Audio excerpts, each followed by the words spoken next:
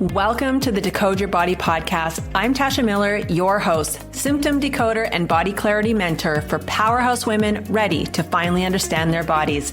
If you've done everything right, the plans, the protocols, the clean eating, and your body still feels unpredictable, this is where women stop guessing their symptoms and start decoding them through the lens of their unique body type. Get ready to become the CEO of your body. Today, we're going to talk about something you've probably noticed, but never actually thought about long enough to really actually analyze it. You know how there are areas of your life where you can read the situation instantly? Like you're like the manager, the central hub of everything, your work, the kids, your home, and you know what's happening and you know how to problem solve when something is out of place or isn't working, right? But your body hasn't been giving you that same clarity. You'll make a food change that should feel fine, and it doesn't. You'll adjust a routine that should help, and nothing happens. You'll sleep well and still wake up tired, and you'll have a normal week, and your digestion feels different for no apparent reason, or your menstrual cycle goes completely sideways. And you keep thinking, okay, why? What am I missing? And this thought comes up when something isn't matching the effort that you're putting in, because you're not someone who ignores things. You don't avoid problems and you don't need hand-holding. You just want your body to make sense so that you know what direction to go in with your health next. And here's what's actually happening. You're making changes in one area, but the issue is coming from a different part of your body's system. So the symptoms stay the same, not because you're overlooking anything, but because you're working on a part of your health that isn't actually even causing the symptom in the first place. And that's what we're getting into today. Why your effort is there, your follow-through is there, and yet your body isn't matching your expectations. Now, most women assume that inconsistency means one of two things. Maybe I missed something in the changes I've been making, or maybe I need to try harder. But neither of those explain what's actually going on. And so the actual problem is that you're fixing what's in front of you. You're looking at your food or your routine, but the symptom is being triggered by something else entirely. So the problem never moves or goes away because you're working on the wrong source. You change the food, but the issue is coming from your routine or your stress load. You might adjust your routine, but the issue is actually tied to your food choices or your current imbalance. You might try a different supplement, but the issue is actually coming from the pattern your body has shifted into, a shift that you don't realize is happening yet. And when you adjust the wrong area, your symptoms don't change, not because you're doing anything wrong, but because the adjustment doesn't match what your body actually needs. So your body is giving you information every day, but if you don't know your unique body type or how far you've drifted into an imbalance, your symptoms look disconnected even when they're not. And this is why effort feels disconnected from your results, because you're showing up, you're doing the work, you're being consistent, but you're making changes in one area while the real issue is sitting somewhere else, like shifting your food when the root of the change is actually your routine or your stress load. And that mismatch is what keeps you from your results from moving forward. About a year and a half ago, I made a few simple and really sustainable changes that match my unique body type. My food routines and lifestyle were ideal for me. And within the first month, I lost 10 pounds, which honestly, it surprised me because it showed me how quickly my body responds when I'm supporting it the right way.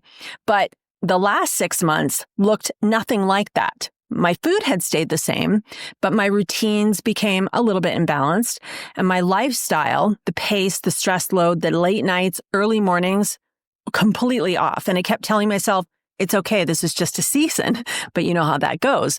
But it was a very stressful time. And even though I have body literacy, meaning I understand my unique body type, the 3 patterns that we can shift into when we're in balance. And I could see how my symptoms were showing up to indicate one of those patterns was at play, but I still shifted, not on purpose, just from, well, life being life. And that's when the weight started creeping back up again. And if you're anything like I used to be, your mind goes straight to those usual suspects, which is, okay, is it my food? Do I need to cut something? Should I work out harder? Because that's all we're ever told. Food and workouts, and maybe throw some supplements in there. But those are the only few tools that most people or health coaches give us. But knowing what I know now, I could see something else was happening. My food wasn't the issue because I hadn't changed that. My routines, yeah, they needed some minor correction, and my lifestyle was definitely out of balance.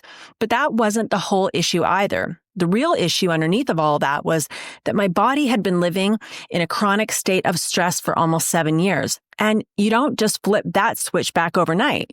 When your body has been under stress for that long, it's not just tired, it stops feeling safe. And when your body doesn't feel safe, it holds on to weight, inflammation, digestive issues, irregular cycles, and honestly, so many other issues because your body is bracing for a fight, for that tiger to jump out and start chasing you. And this can come not just from food, routine, and lifestyle choices, but also from what's happening in your mind, in your environment, how you're processing things, and the pressure that you're carrying on yourself.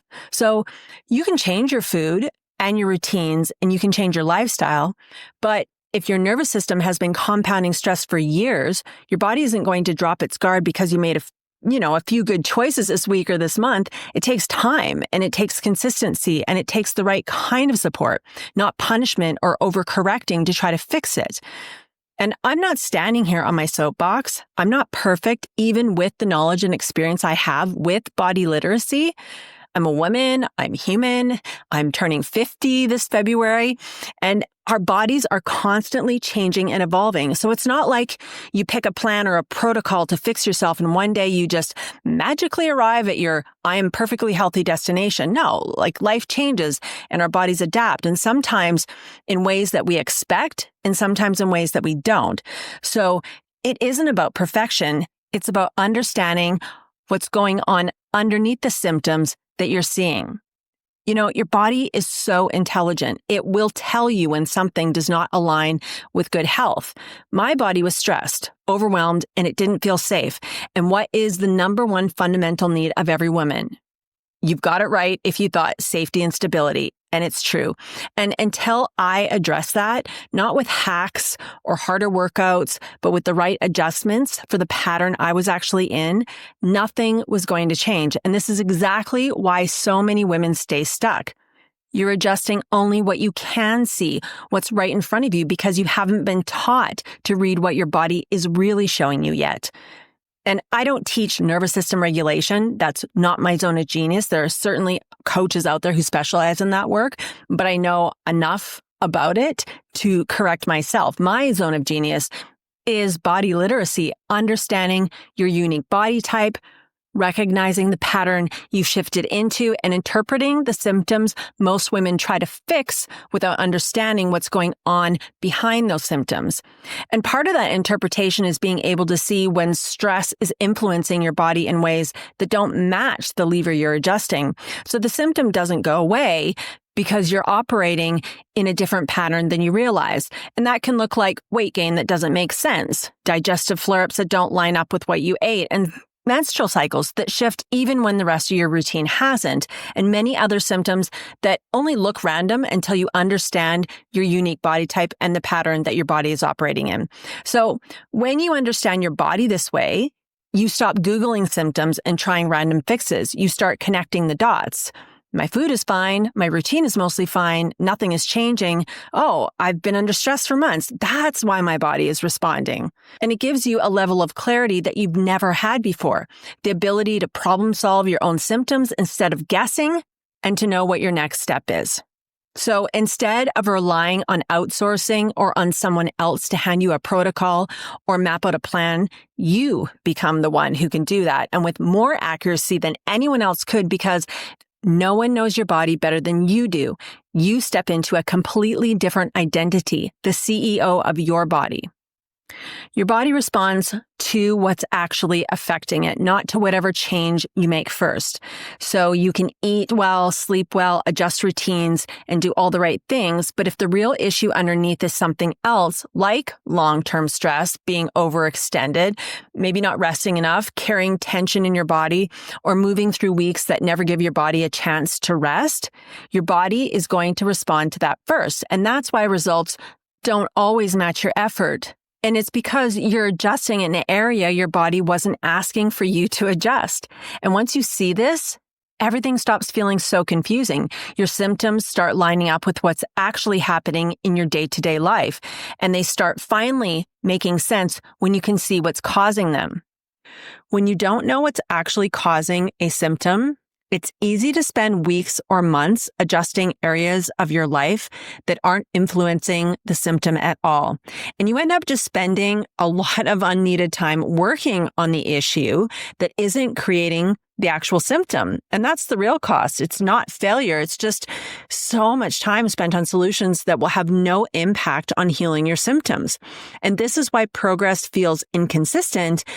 Not because your body is unpredictable, but because no one ever taught you how to have body literacy and understand what was contributing or is contributing to the symptom in the first place.